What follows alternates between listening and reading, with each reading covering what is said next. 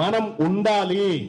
దానికోసం మరి వాళ్ళందరికో పార్టీ దుకాణం ఉండే, మరి మనకేంది మళ్ళన్నా? బీసీలకు రాజకీయ పార్టీ ఉండాలా వద్దా? ఉండాలా వద్దా?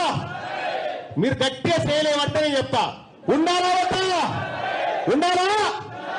పక్కా బీసీల రాజకీయ పార్టీ వస్తా ఉంది. ఈ బీసీల మన రాజకీయం మనం చేసుకుందాం, మన టికెట్లు మనం ఇచ్చుకుందాం, మన మంత్రి పదవులు మనం పంచుకుందాం, మన కార్పొరేషన్ చైర్మన్లు మనం ఇచ్చుకుందాం, బీసీల ఆత్మగౌరవ జెండా ఎగిరేద్దాం. కాబట్టి సోదరులారా, ఈ మంచిర్యాల గడ్డ నుంచి మీ అందరికీ నేను పిలుపునిస్తా ఉన్నా, ఈ ఉమ్మడి ఆదిలాబాద్ జిల్లా ప్రధానికానికి చెప్తా ఉన్నా, బీసీలమై పుట్టినం, బీసీలుగానే సస్తం గుర్తుపెట్టుకోని. పుట్టింది బీసీలమే, సత్యం కూడా బీసీలమే. కానీ మన సాగుకు అర్థం ఉండాలి. ఆ అర్థం మన వాళ్ళ కోసం బతికేటువంటి అర్థం ఉండాలి. అందుకోసం మీరందరూ